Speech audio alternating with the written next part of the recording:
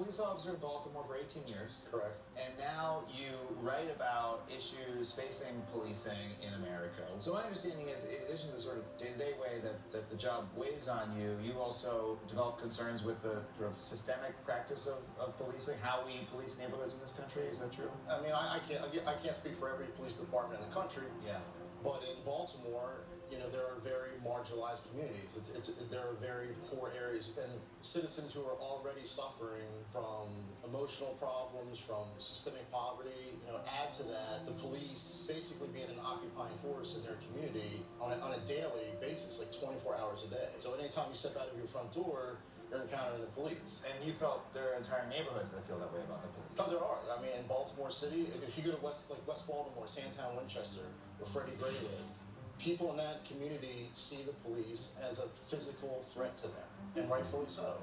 Why do you think it is that folks like yourself, police or former police, who are critical of the system are relatively rare? If you're a current officer, you're going to be blackballed. You're probably going to be forced out of the department. You run the risk of not getting backup on calls, of being shunned, basically. So it's a really uncomfortable position to put yourself in. I mean, you really have to be prepared. I'm really going to burn every bridge I have if I become a whistleblower or if I speak out. So look, if we have these communities that are being over-policed and that are being harmed by over-policing, and we're putting the police in situations that are not good for them or for their communities, what reforms would you like to see that would create a better interaction between neighborhoods and cops, make cops safer, make communities actually safer? Leadership needs to actually listen to the citizens. A political leader works for their constituents, theoretically. Right. So they need to listen to the citizens. I would like to see more citizen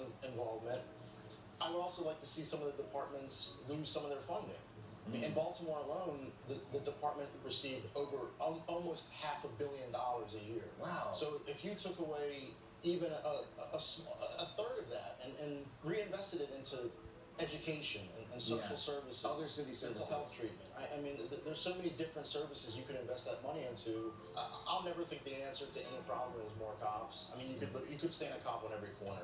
Crime's going to be committed. If somebody wants to commit a crime bad enough, they're going to commit it. Yeah. So why invest $400–500 million a year to keep adding police and to keep amping up the police force into something that can be combated in different, more ethical ways? Or at least we could be fighting those problems earlier on. Like, policing is, at its best, how you would solve a problem after the problem's already started. But if we can actually address the root causes of poverty, drug crime, homelessness, things like that, then we would not need as much policing, and everyone would be better off. Exactly. Well, thank you so much for being here. I really appreciate you coming on to tell us your story and to give us your perspective. It's really a privilege. Thank you for having me. Thank you for being here.